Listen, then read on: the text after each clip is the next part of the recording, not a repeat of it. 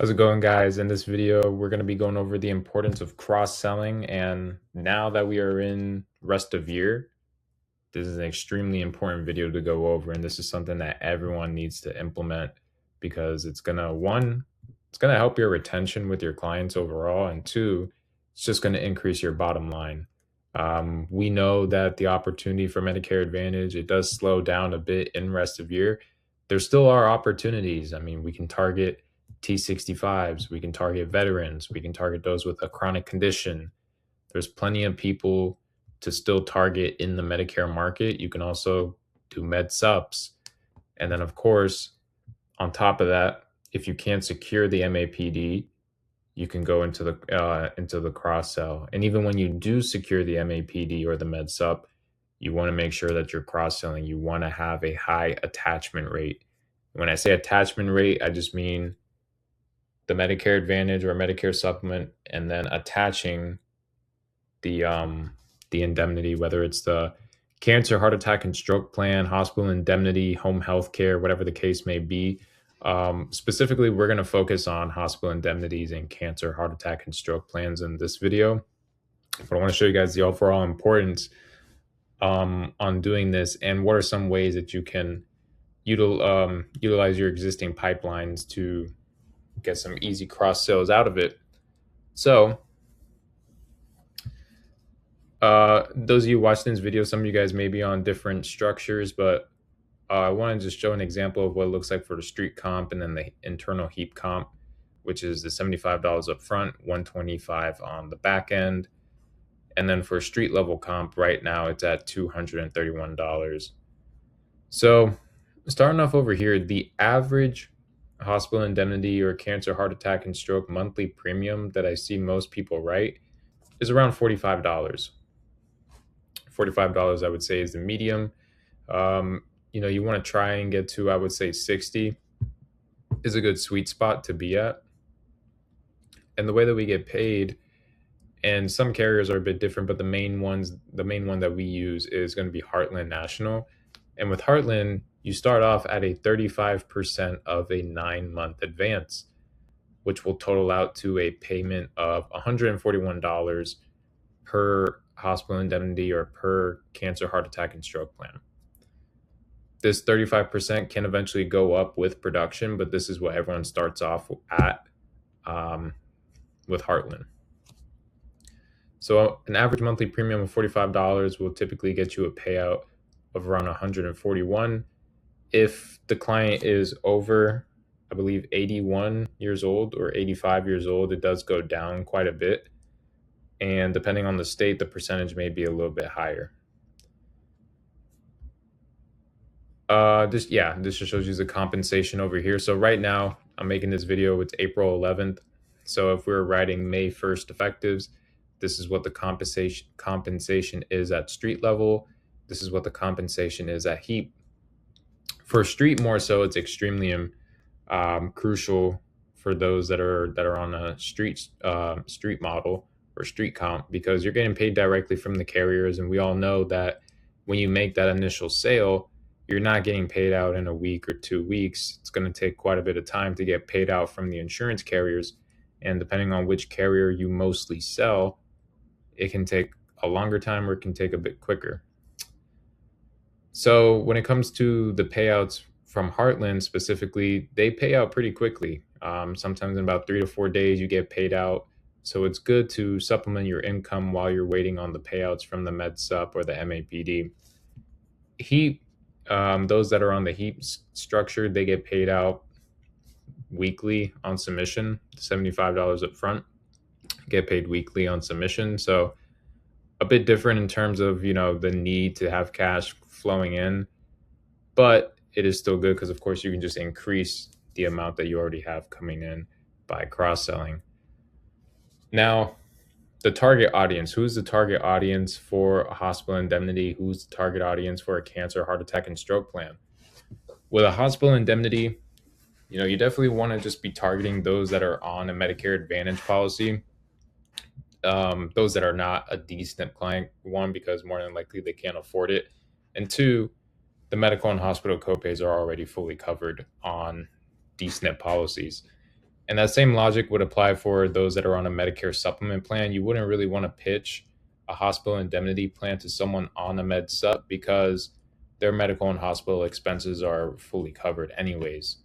You can still do it if in a way to where they're paying for this policy, they get extra coverage. If they do get hospitalized, the med sup will cover it, and they just get extra cash from it, from the indemnity. I mean, cancer, heart attack, and stroke plans. The ideal client is going to be someone on a med sup who is not a DSNP client, or someone on a supplement policy.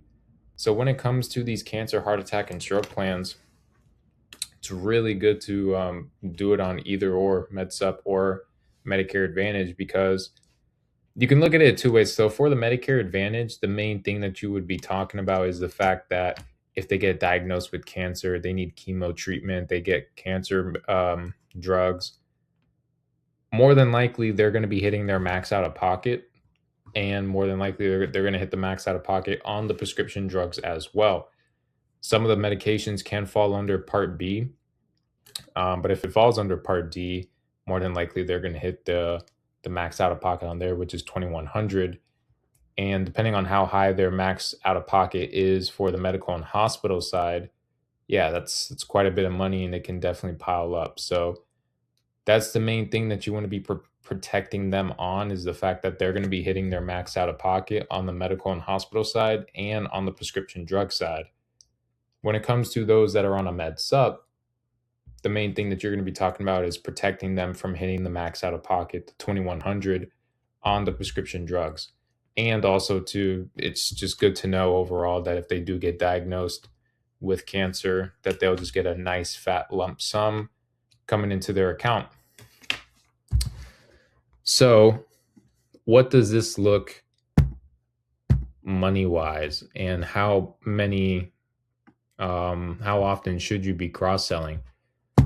Obviously you want to have an attachment rate as high as possible, but let's just say you're doing around 25,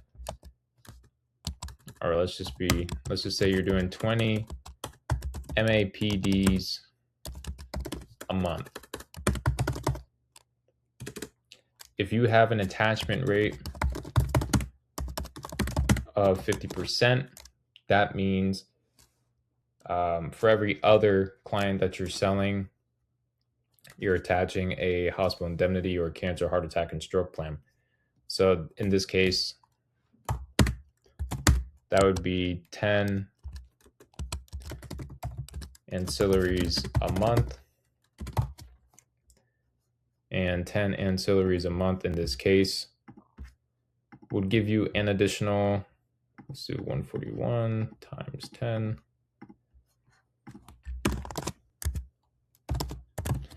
It's going to get you an additional $1,410 a month.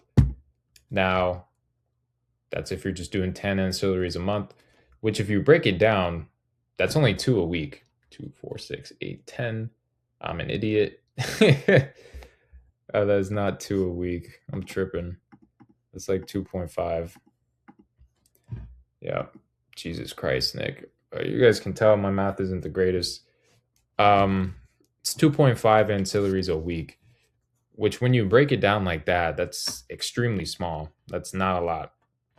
And with the amount of people that we're speaking to on a daily basis, and the amount of people that you've already spoken to, that you have a pipeline in your CRM, or maybe if you don't even have the pipeline, you're just going off, whatever new inbounds you have coming in, or if you have an outbound list that you can utilize, it doesn't take that many people to hit that amount. I mean, 10 ancillaries a month, again, it's not a lot of work. It's 2.5 people every single week. If you want to increase this, maybe your attachment rate is higher than that. Maybe you're doing 20 ancillaries a month. Because remember, it doesn't have to be just the people that you're selling. If you can't get the MAPD, or if you can't get the med sup, you should still push to add the ancillary onto that. And then in the future, maybe you can get the MAPD when something happens, and whether there's a new plan in the area that's better, there's changes to their current policy, if they move, something like that. So let's go ahead and do this again. Average payout of $141 times 20, and you're looking at 2,820. I think that is a more reasonable number that people should push for. And there's a ton of different ways that you go about it when you want to initially bring it up. I mean, the easiest one for when you're talking about hospital indemnities, let's say you're talking to somebody, they're on a Medicare Advantage plan, you're going through the policy, you're reading the summary of benefits, and you're going over the copays, and you let them know, like, hey, let's just say this is if you're pitching them into a plan, you get them onto it, and this is something that they're already hooked onto the policy. You go over the summary of benefits in full, you read over everything, and then you get to the part where you talk about the inpatient hospital stay. Let's just say in this scenario, it'd be like, all right, Mrs. So-and-so, so over here for the inpatient hospital stay is a $200 copay per day for days 1 through 4 or 1 through 5. And then for days 6 and beyond, or 6 through 90, it's fully covered at $0. Now, before you move on, you would say something along the lines of, now there are ways that you can actually protect yourself against the hospitalization copays, but let me continue on with the rest of the summary of benefits, and we'll get back to that later. Don't let me forget. And this is one of the crucial, like you want to frame it like that. You just want to plant the seeds initially, get them interested in it, mention like, hey, you can actually protect yourself against paying these copays, but don't let me forget. We're going to continue on. Don't let me forget. And whatever, you go through the process, you sell them on the policy. And then after you sell them on the policy, you just go back to what you said. Now, Mrs. So-and-so, remember what I said earlier about how you can protect yourself against those against those hospital copays that are built into your Medicare Advantage plan. Your Medicare Advantage plan is great. It's the best that we could find for you, for your specific needs in your area. This is the policy for you. It's perfect. But as great as these Medicare Advantage plans are, there are still gaps in the policy that can leave you a little bit exposed. Now, there's also ways that we can protect you against that, which is what I mentioned earlier about protecting you against the hospital copays. And one of the ways that you can do that is with a hospital indemnity policy. And then you just break it down to them. A lot of the times, it's extremely simple. Like people might not think they need it until you explain it to them. And that's all it takes, is for you to go out there and just explain it to them and show them, how much more protected they can be. And one of the keys is that you want to make them feel like your policy that they're currently on, it's the greatest thing ever. It's amazing. The policy that they're on is great. There's no need to make any changes to it. However, we can enhance their existing coverage, which is ultimately what we're doing. We're protecting them even further while maintaining them on their existing policy. A couple of ways you want to do it is how I just mentioned here. But when you get down to the numbers, if you have someone who's a little bit more analytical, let's just say for this person, $45 monthly premium, right? $45 monthly premium, hospital indemnity. Client's inpatient hospital stay is $250 per day, days 1 through 5. We find them a hospital indemnity plan, covers them for $300 per days 1 through 5. We find them a hospital indemnity plan that pays them $50 more than what their daily stay is for those 5 days, and their monthly premium is $45. So the way that you would break it down, and this is what I like to do, take their hospitalization stay times 5, so they get the full, so they know what the full amount is if they do, God forbid, have to get hospitalized and they need to stay the full visit. So in this case, 250 times 5, her full copay would be $1,250 for hospitalization. Now, more than likely too, if she went to the hospital and she's staying there and this was an emergency, two things could happen before. One, she could have got transported via ambulance, which is going to trigger another copay. And two, more than likely, she got admitted into the ER, which is another copay. So those are two other copays that got triggered outside of her inpatient hospitalization stay.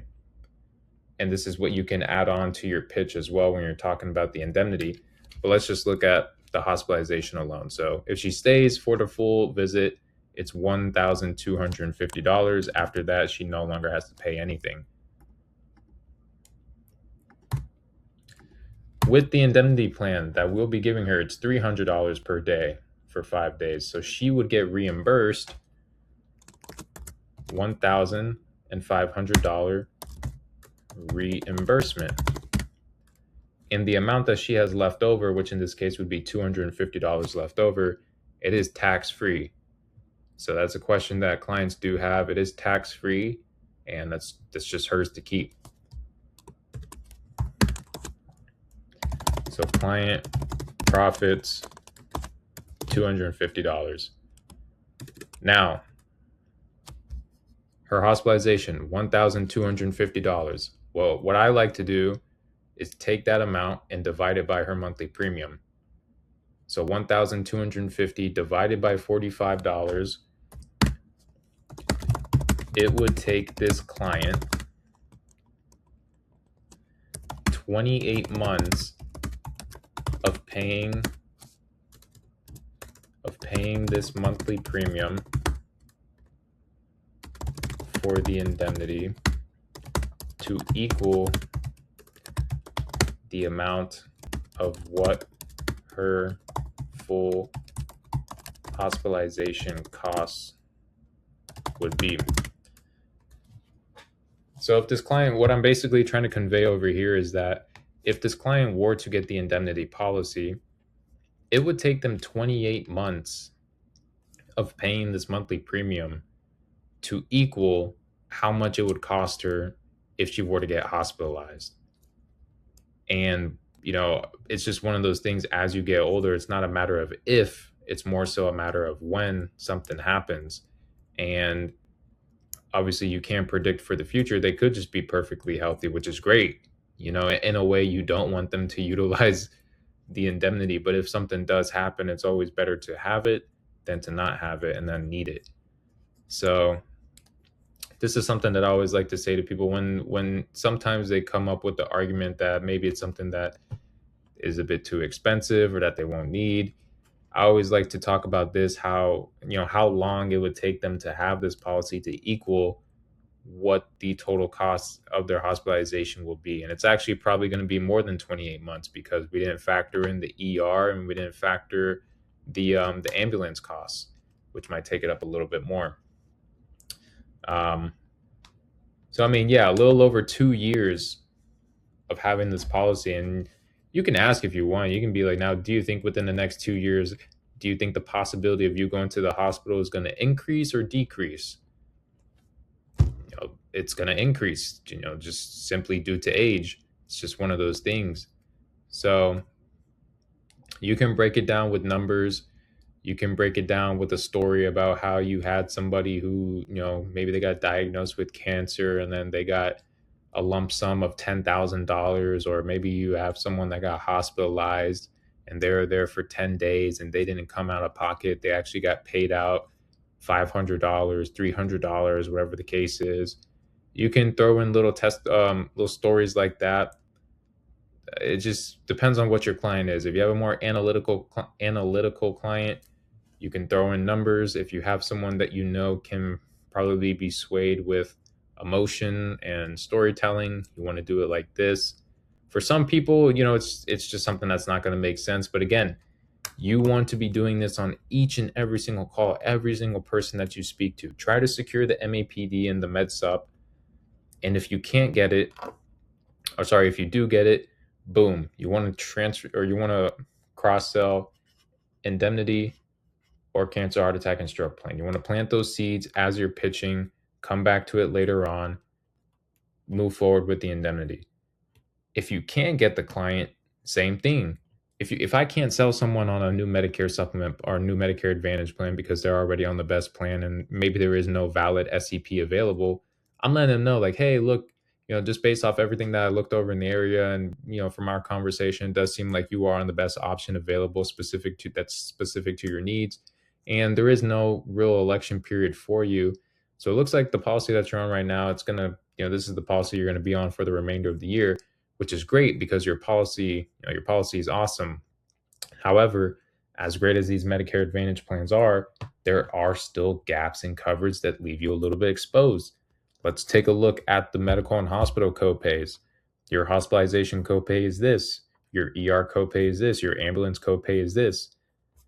Now, what we can do is actually protect you against those specific copays while making sure your Medicare Advantage plan stays the exact same. We're not going to do anything to the Medicare Advantage plan. I do just want to show you how you can actually protect yourself against those copays that are in your existing policy. And then boom, you just rinse and repeat. Rinse and repeat. Once you understand the product, it just makes it so much easier to sell it because it just makes too much sense. Even for the people that have a Medicare supplement policy, don't be afraid to cross-sell them. In fact, they're used to being on, Jesus Christ, what am I trying to say?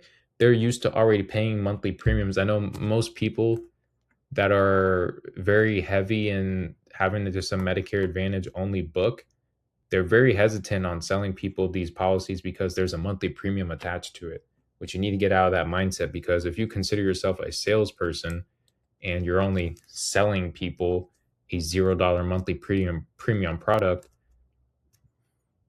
are you really a salesperson? You're not really selling people. You're just guiding them towards the best solution. So you need to get outside of that mindset of being scared of selling people a product that has a monthly premium attached to it. It's going to make you a better agent. It's going to make your clients more protected. And you're going to just have stickier business too. The more policies that you have on an individual, the less likely that client is to leave you. So this is kind of what people should be aiming for. I think a sweet spot would be 15 to 20 ancillaries a month. Again, extremely easy. If you've been in the industry for a while and you have a big pipeline, there's nothing stopping you from running an automation that just hits up all these people, in a compliant way and talking about this.